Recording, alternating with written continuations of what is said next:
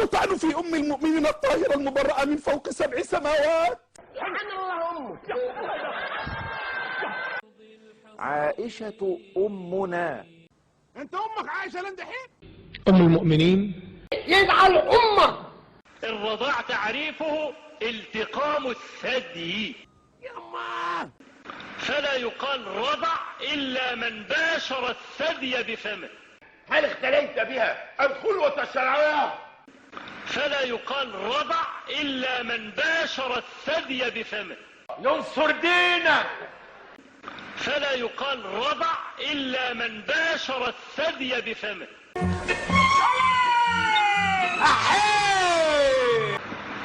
فكانت عائشة كلا الفريق رضعتهم رضي الله عنها إذا أرادت أن يدخل عليها أحد لا بد أن يدخل بها.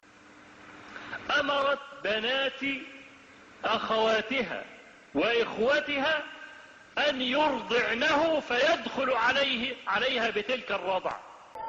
أمي هذه حلوة اللبن، هذه الله حلوة اللبن من زين اللبن اللي فيها. أضع عليك حلوة اللبن. حلوة اللبن هذه. اللبن مبستر بالجمعيات الدينية. راح نروح. النفس الشعي في مصر لازم نبطره، أنا هبطره. واي انت فظيع فظيع. شنو انت فظيع؟ مصر الكنانة تصير مرتعا للروافض. كنا نحاصر هذا الفكر حتى كدت أن أغطي عليه. من يفعله أضيق حلقة است منك. لا ينتصرون، ليس لهم دنيا منصورة. يا مليوك كذبت لا أم لك. وآل بيت النبي صلى الله عليه وسلم براء من عقائد الروافض كما برئ منها الصحابة رضي الله عنهم.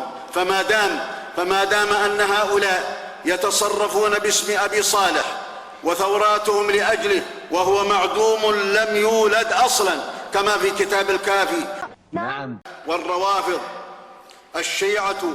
الشيعة في عهد خادم الحرمين الشريفين حفظه الله وفي عهود من قبله من ملوك هذه الدولة متمتعون بحقوق المواطنة،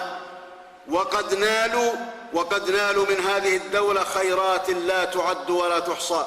أنت روح شوف علاج لطيزك حتى لا تضرط ورطة منكرة في مسجد رسول الله.